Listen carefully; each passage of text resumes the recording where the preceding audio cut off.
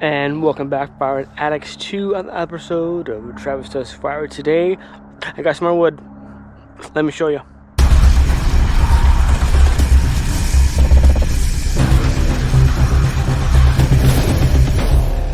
So, as I mentioned, I didn't show it because it was...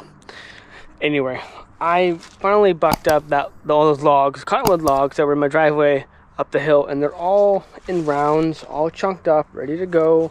I started on that the other episode ago, and I haven't gotten back to it. So it's just a lot of wood here. So since I was able to remove those logs from my driveway, I decided to ante up and renew my ChipDrop ad, or my ask. So I went online in my account and added a because when you use ChipDrop, when you get a load, now your ask is no longer valid. It's canceled. So you have to, each time you get a load, you have to renew it, type thing. So I did that thinking, because I mean, you never know when you're gonna get more wood, or some cases chips, or both, or whatever. So I added up, figured I have time, because it could take days, could take weeks, maybe even months.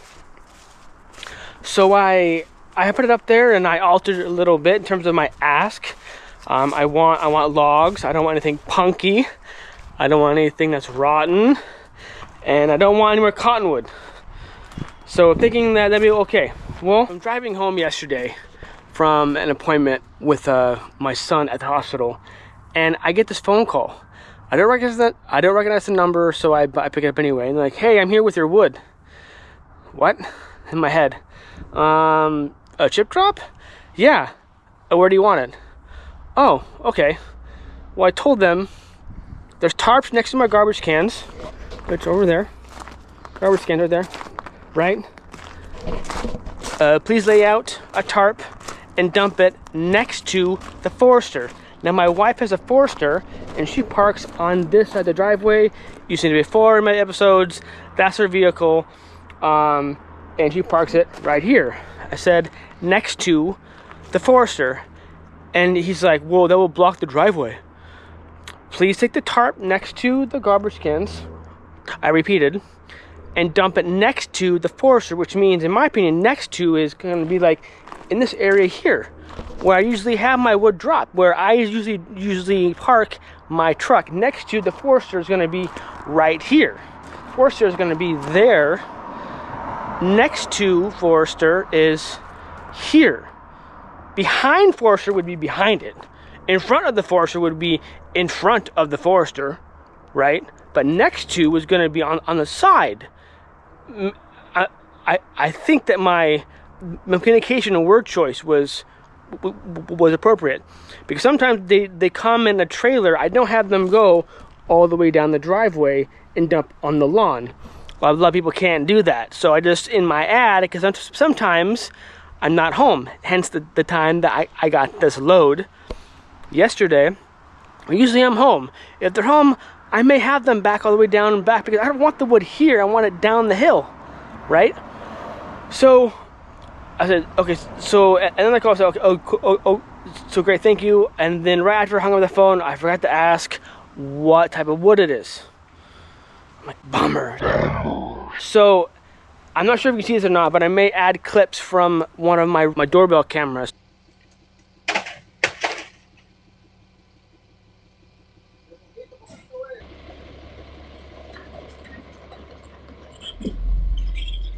I see them as I'm driving. I have my phone next to my steering wheel, and I see them lay out a tarp and dump in front of my wife's car, the Forester, which is right here. She parks here, front of car is here, wood here, front of driveway. So this is what he was saying, like, oh, it's gonna block your driveway. I'm thinking to myself, like, how is that gonna block my driveway if it's gonna be where I wanted it, which is right behind me? Anyway, I have a load of wood, and I didn't ask what type of wood it is. I get home, I opened the truck door, and I knew exactly right away what the wood was. Cedar. It is cedar. It's beautiful. It smells amazing. We got some good stuff here. We got some good straight grain stuff here. Straight grain, some knots and branches. Cuts are kind of all over the place, from like 12 inches to maybe like 17 here.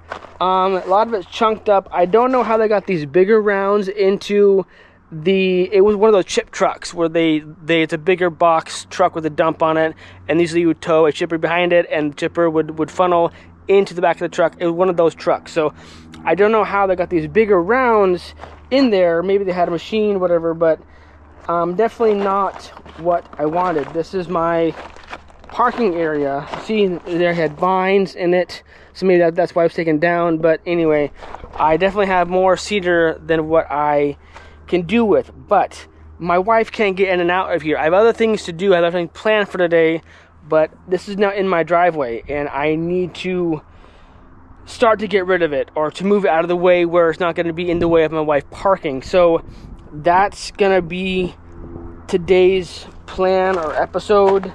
That's some good stuff in here. Good stuff. I mean, now, do I need any more cedar? Probably not, because I do sell at the firewood stand right there.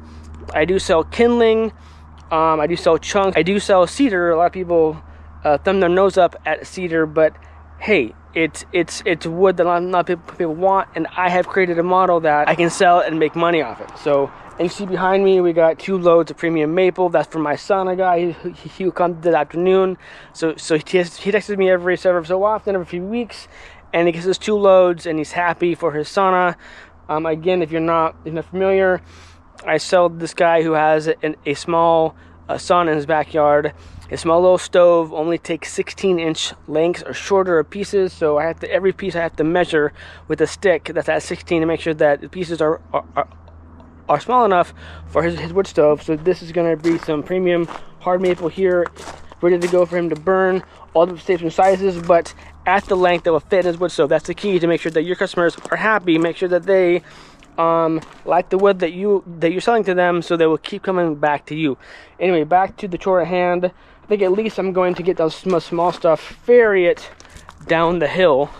Now we have to find a spot to put the cedar. Where do I put it? I have a giant pile of cottonwood rounds and chunks that are down here, all ready to be processed, and I have a spot where I'm going to be stacking it, and then the other spot will be stacked is going to be here in front of this wood. This wood here, if you recall, this wood here is from a local arborist company that they just, when they come home from a job, they just dump it in a lot, and it's free to the taking, more or less, but you have to ask permission prior, and you have access to it. So this is, I believe you probably saw the episode. Anyway, this is the balance of it. I had one face here. This is the back side that was more or less off the roof, so I'm picking a part of this stack. But anyway, so the cottonwood will be stacked here to get the west sun blasting on it. That's that. And then a while ago, I think I was able to show on the channel, I got this cedar mix from a neighbor that's been sitting here for months, and it's not in the way, it's hanging out. Cedar dries fairly fast, but I do have this cedar, so now I have a butt ton more of cedar. So I'm thinking about when I ferry it down by way of the Kubota lawn tractor, I think I'm going to dump it I think back here in this area, out of the way, because when I go to process it, I think I'm going to put it right here and here, so it won't be too very far away. So I'm thinking this spot here makes the most sense. So let's get set up. I'm probably going to put down some older pallets on the ground so it's not on the ground, and then we'll ferry it over here with the lawn tractor, and yeah, go from there. So I have these old pallets that are kind of rotted, banged up, used. I don't, when I'm building my shelters for my sort of wood in a stacked wood, I don't like using rotted, used pallets. That's just a waste of time, because then they warp and they bend and they break, and it's just, when you build something with pallets, make sure that it's better, newer pallets. Anyway, in terms of like this, I just want to make sure that the cedar that I bring down is not on the ground, because I don't know when I'm gonna get to splitting it. I honestly It's not in the cards not in the cards in the near future. So what I can do to get off the ground is good. The seeder that's over there, I didn't do that with, and it's just on the ground and getting dirty and wet. So anyway, I'm gonna put down some pallets right now, like I said, and so in hopes of getting it off of the ground so it's not on the ground.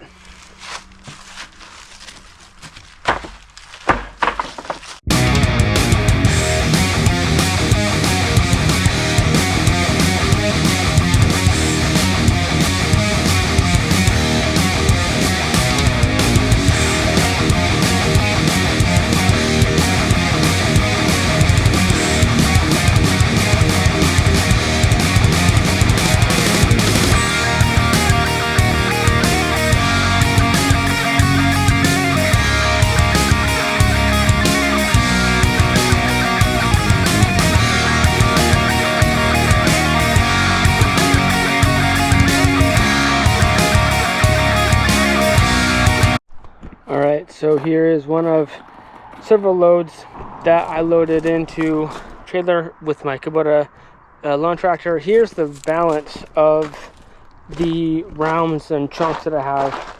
Too big for me to manhandle, too big to load, and look at this base Mamma Jamma. This thing is, like, that's a good 4 feet across there and 3 feet there, so this is just a massive piece right here.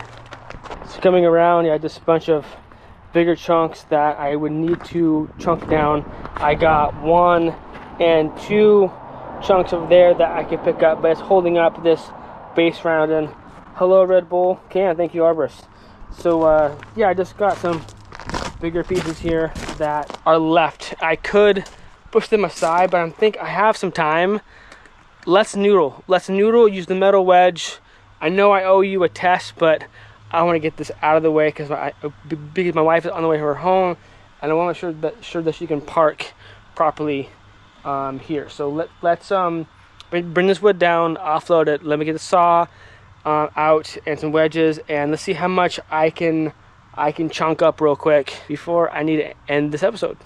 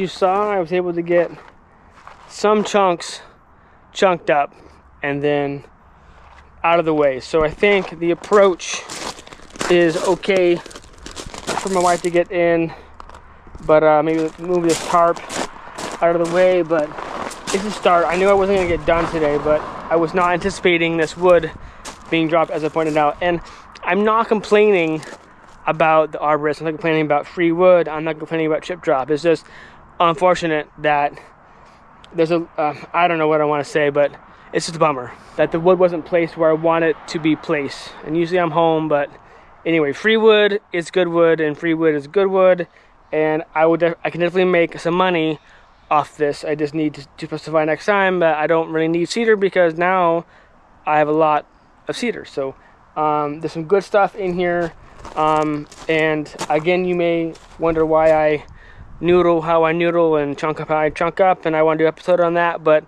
I feel that that's a faster and more efficient way, and not beat up your head, not beat up your chain. It's just, yeah. So there's a lot here to still kind of move out and process.